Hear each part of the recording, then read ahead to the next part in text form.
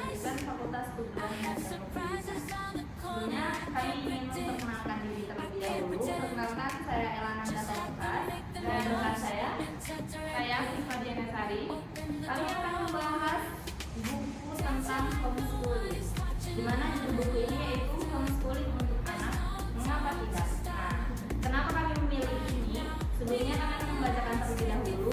Penerbit dari buku ini yaitu penerbit Canisius, dan juga buku ini ditulis oleh Ibu Leko dari Indonesia, tetapi beliau tinggal di Amerika Serikat.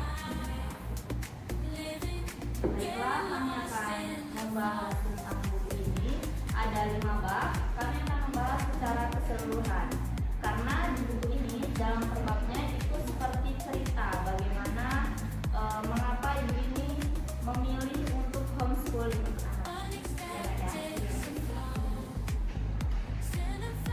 Boleh Kak, kita langsung masuk aja pembahasan ke buku ini, di mana buku ini tuh memiliki isi tentang seorang ibu yang dia pindah ke Amerika dari Indonesia.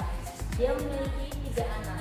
Nah, 3 anak ini, kenapa dia memilih homeschooling? Karena pendidikan di Amerika menurut orang tua ibu dan ayahnya itu kurang tepat untuk anaknya, karena dari segi lingkungan dan dari segi pendidikan yang kurang cocok terhadap pendidikan yang mereka inginkan. Baiklah, di sini ada pun prosedur hukum administrasi dan ijazah di North Carolina.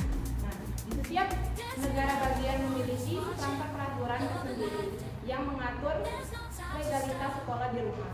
Usia wajib sekolah di setiap negara bagian ini berbeda-beda. Di North Carolina ini, usia wajib sekolah antara lain dari 7 sampai 16 tahun.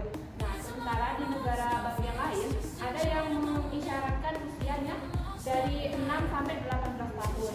Nah, laporan hasil belajar dan ijazah sekolah menengah atas dapat dikeluarkan oleh sekolah rumah yang bersangkutan dan ditandatangani oleh orang tua yang menjadi kepala administrasi sekolah tersebut. Nah, sangat menarik ya buku ini. Kenapa sampai ibu ini menciptakan sebuah buku?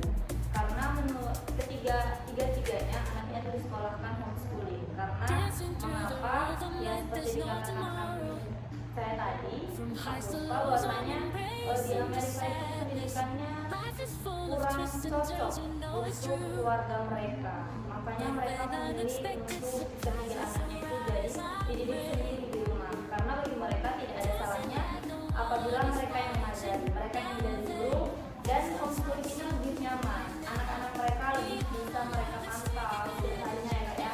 Lebih bisa dipantau, pembelajaran yang mereka inginkan apapun itu bisa mereka ajarkan, dan mereka akan dan homeschooling ini juga diterima dengan baik ya Kak ya di Amerika itu. Dan juga homeschooling ini di Amerika itu udah terdaftar gitu lah, bukan ilegal lagi, udah legal gitu. Nah, menurut Rocky Boyan ini menulis dalam bukunya yaitu tentang pengetahuan guna atau lupakan. Menurut Rocky ini, proses pembelajaran terjadi paling efektif pada saat anak memiliki minat terhadap apa yang ia pelajari.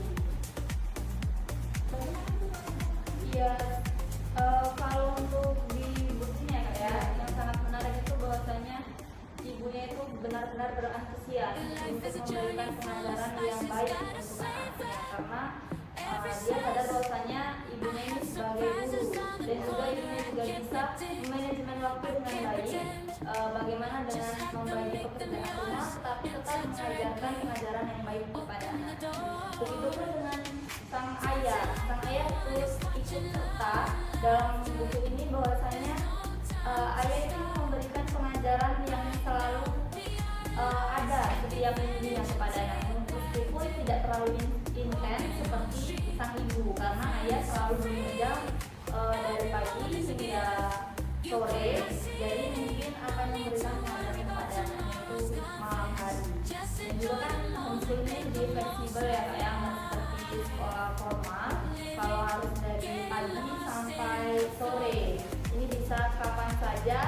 Dan ketika anak mood ataupun tidak mood, orang tuanya tahu apa yang harus mereka lakukan.